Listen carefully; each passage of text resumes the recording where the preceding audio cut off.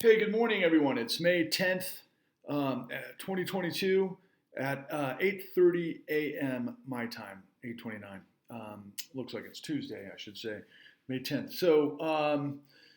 Again, thank you for all the likes. Thank you for all the subscriptions. Thank you for all the comments. Thank you to the haters who expose that they don't know how to write when they want to be critical of me, or spell, I should say, which is hilarious. I love people who tell other people they don't know what they're talking about and they can't spell anything correctly. So, okay, sure, whatever you say.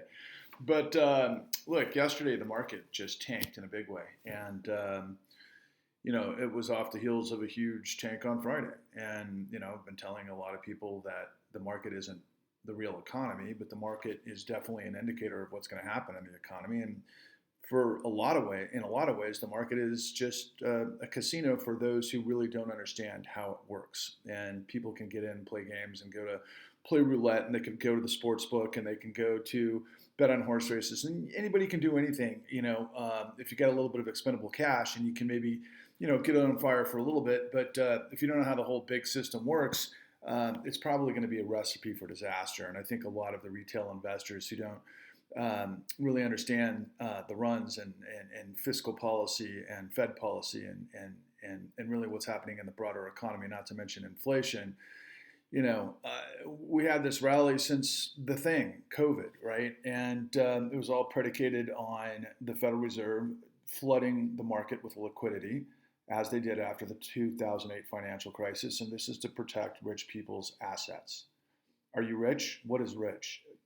I think in our society, if you're in the top 5%, you might be considered rich, definitely 1%. But the real rich are the top 0.001%. We're talking oligarchs. We're talking people that are worth billions of dollars, that have trillions of dollars of leverage, trillions of dollars of influence. And those particular entities that could be multinational corporations with international relationships that are tied into the global economy. Of course, the oligarchs that sustain them and the billionaires at the apex of this whole thing.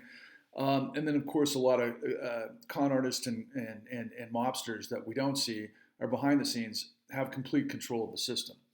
I was watching this incredible movie by one of my favorite directors the other day, a guy out of England by the name of Guy Ritchie. He was, pretty famous. Hopefully, you might know him from his work because he is such a spectacular director. Sherlock Holmes comes to mind, and Snatch, and some of other great hits. Lock, Stock, and Two Smoking Barrels, one of his early ones. But he did this movie recently called The Gentleman with one of my favorite actors, Matthew McConaughey, and it was interesting because it was released in Colin Farrell. Actually, it was released back in 2019, and actually, I don't think I was aware of it. Right? I mean, this whole thing preceded COVID, and COVID's been such a mess. The COVID drowned out a lot of releases in Hollywood, and this thing ended up on Netflix. And I was scrolling the other day, and I just happened to catch Matthew McConaughey in this film that I hadn't heard of, and I looked at it, and all of a sudden I realized in the first 5 minutes that it had to be directed by Guy Ritchie, and sure enough, of course, it was. And it really started to put together this composite in my mind of who I am in this context and what it is that I'm telling you, right? So I made these two major projects that were kind of a dream come true, a culmination to what I'd been fighting for literally 2.5 decades to become an independent filmmaker. And I made a film initially, documentary called Forward 13, Waking Up the American Dream, and I followed up with our docuseries, The Con. That whole evolution turned me into, I was a producer in the industry doing all sorts of stuff like, action sports, entertainment, all that type of stuff. But I became a real producer and a journalist. I've been writing screenplays for a long time, but my background, my interest, what led me into wanting to pursue this career were my favorite filmmakers, of which Guy Ritchie was one, and Oliver Stone is definitely one of my favorites of all time, Martin Scorsese, and of course Quentin Tarantino. You put those four guys together, and you pretty much got my headspace. It's how I think. It's how I see things, and all of those things, whether it's political power, manifestation of corruption, underhandedness, and of course criminality and mobsters and all of those sorts of things. Look, man, I've seen some shit in my life. I'll be honest with you.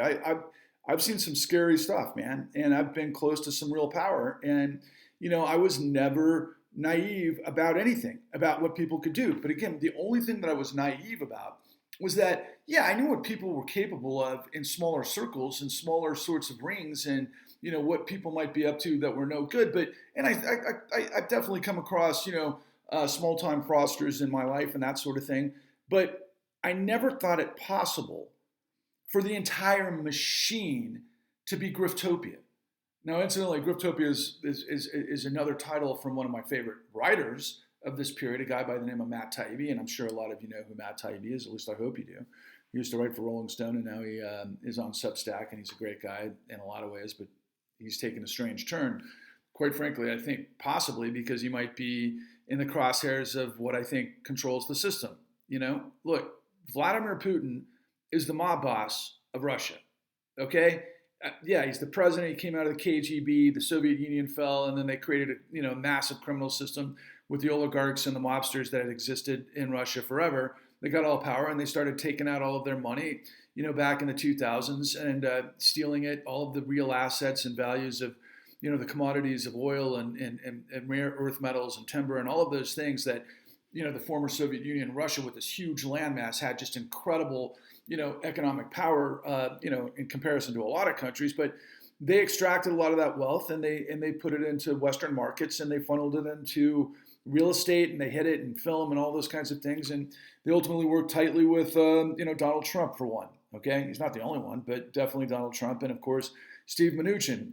Lo and behold, Steve Mnuchin became the Treasury Secretary under Donald Trump. Who was Mnuchin? Well, like all the other Treasury Secretaries we've had, he came out of Goldman, but he also was a Hollywood producer, and he was making a lot of these great movies, with Russian assets. Okay, so a lot of people in Hollywood, for example, don't care where the money's coming from as long as the project gets made. I can understand that. It takes money to make money, right?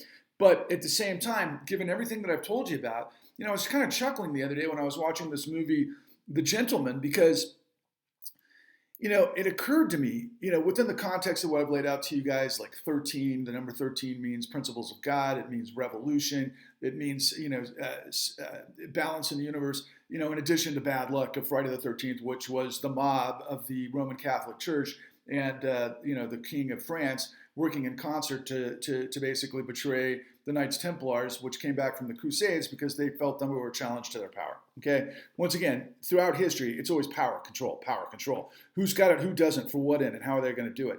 And ultimately in the United States, we had, the Revolution, we had the Civil War, and all of these things, and World War II that created this mindscape of let's say the scrappy fighter, who had common sense, but who had integrity and was really a good guy. I'm kind of reminded of the character Rocky, for example. It's like, Rocky was a hitman. The guy, he put the beat down on people in the neighborhood to make an extra buck, but he wasn't that guy. He became the prize fighter, and the rest is, I don't want to go into Rocky 3, 4, and 5 and all that kind of stuff. But, by the way, Creed was pretty fantastic. But, the first Rocky is one of my favorite films of all time. And again, you take all of the different subject matter from these films and you kind of populate it and to understand how life works, the river of life, power, control, manifestation. What do you become? How does that work in the schemology, the systemology of government and everything else? And again, I studied political science and everything together. So going back to my point, with the gentleman, guys, our country in the globe has become overrun by a crime syndicate, most of which is right in front of your face. And it has its own private functionary, which is the Federal Reserve. The Federal Reserve has been, since 2009, making sure that this system is completely contained while everybody else is in a mad dash, scramble, the jungle, whatever you want to call it, the Wild West, all of that kind of stuff. And there's going to be major, major fluctuations and up and downs, what brings me to yesterday, right? The market has been tanking, and it's tanking because of all of the fundamentals within the global economy, supply chains, inflation, who's got the jobs, what kind of spending capacity, are we a credit debt, who's the system functioning for what purpose? It's functioning for the ultra rich who have monopoly control over everything, and that translates to two different political scenarios, one of which I continue to tell you is the new robber barons. If you don't know who the robber barons are, I'll give you a quick overview. The Rockefellers, the Carnegies, the big names, all of the robber barons. When I say Vanderbilts, and all of these huge names that came out of the Industrial Revolution after the Civil War that monopolized oil, steel, transportation, and then ultimately what that led to was a kickback and his populist movement that started with farmers and the labor movement, and then it got into women's suffrage and civil rights and all of these other things. And there's always been a battle in the United States, this contextualization of life, liberty, and justice for all versus, let's call it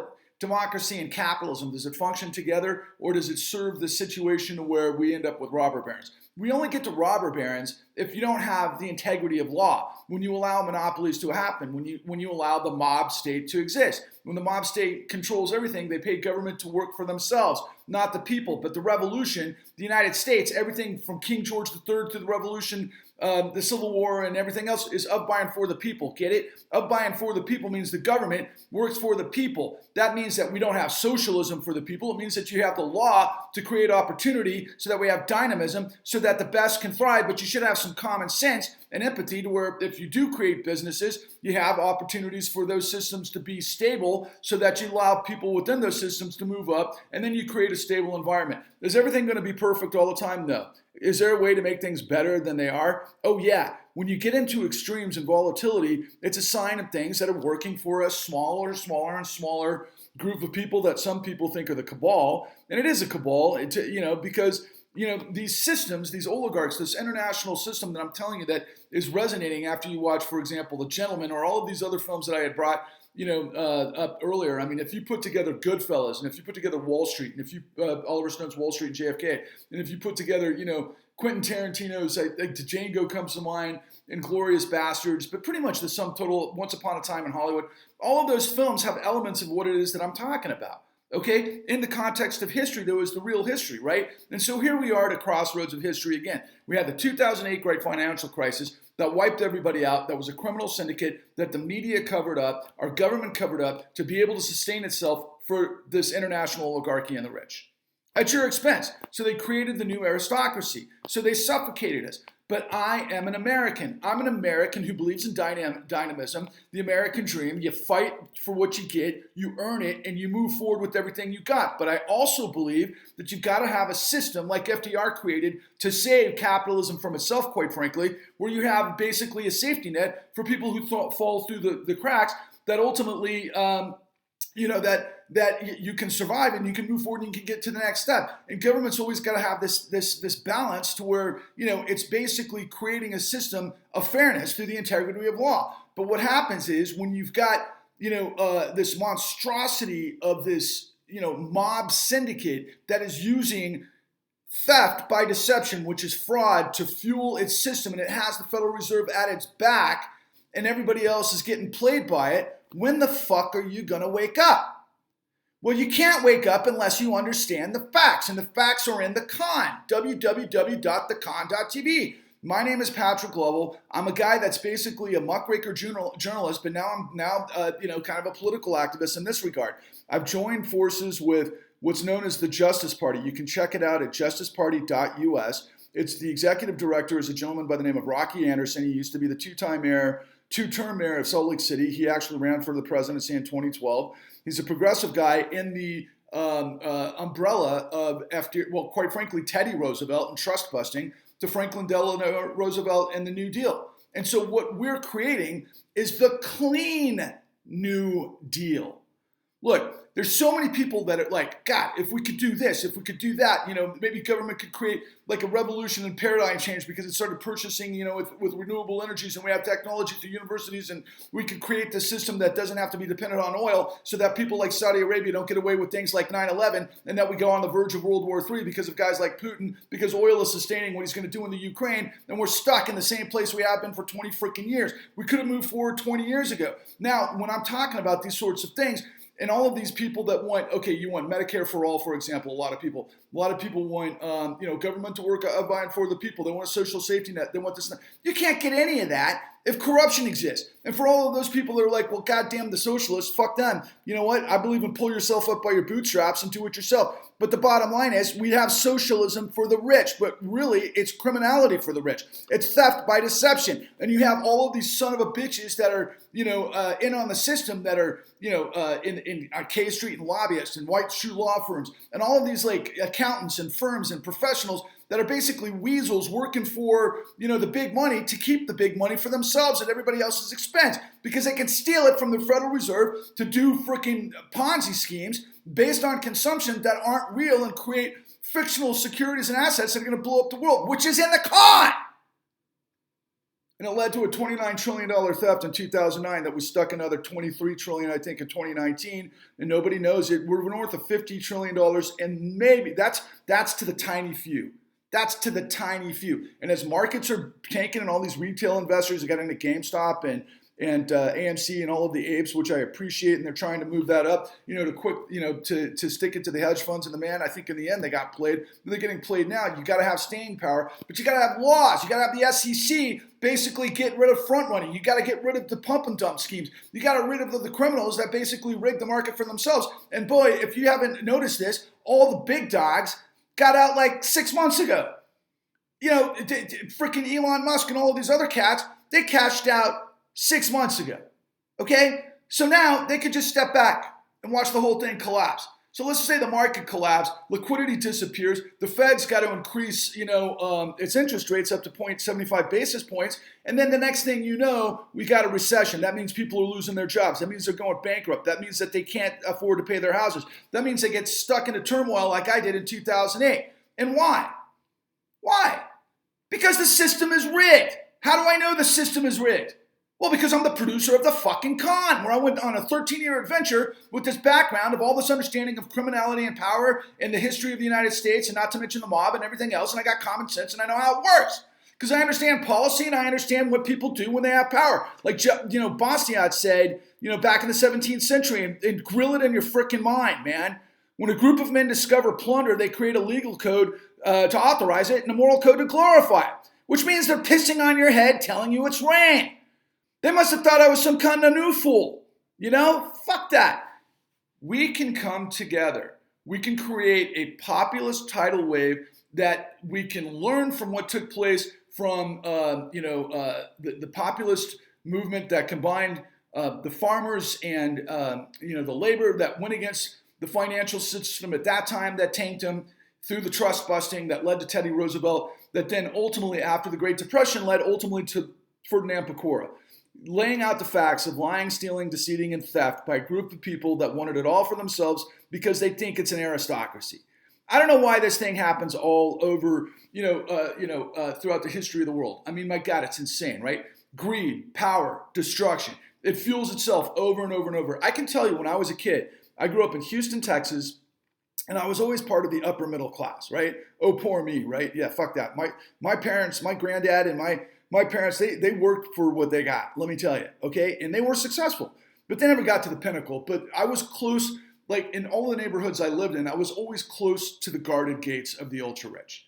I went to school with them. I knew them. I had friends that were some of them I didn't trust, whatever. You go through this whole cultural thing your whole life. Did I ever, was I ever against success? Hell no. But again, there's a big difference in success of elites, like, for example, Michael Jordan or Mike Tyson when he was in his prime, or Muhammad Ali, or some great sports athlete, some of my favorite, Cam Chancellor of the Seattle Seahawks, or, musicians, Stevie Ray Vaughan, Jimi Hendrix, Wynton Marsalis, whatever the case is across the board, whoever the new guns are, filmmakers. Do I believe in success in the free market? You bet your ass I do. Do I believe you earn it? You bet your ass I do. And what my theme is this whole time is the truth has got to have value. More value than lies. And if you look around, if you look at Rachel Maddow, if you look at the New York Times burying this story, if you look at all major media, if you look at Tucker Carlson, if you look at Anderson Cooper, who's freaking useless, they get paid millions of dollars to tell you bullshit. And what I'm telling you is the truth. And I'm bringing it to the Justice Party. Check out thejusticeparty.us. We've got to create, everybody asks me all the time, Patrick, okay, I get it. What are we going to do? It's ridiculous. So many people tell me they get it and they haven't seen the con. They don't get it. You don't get it until you see the con. You've got to understand who did what, when, and how, and why, and who covered up. Then you get it, and then you're primed to be able to do something about it. And by the way, literally, my message is not to people who are completely victims, right? People who are victims, who wallow in their sorrow, who navel gaze, who can't get out of their own way, who are stuck in the same place, that can never change because life got so hard and beat them so down. Do I empathize with you? Yeah, my heart goes out to you. Do I want to help you and throw you a lifeline? Yeah. I want to do that by basically purging corruption. What I need are warriors.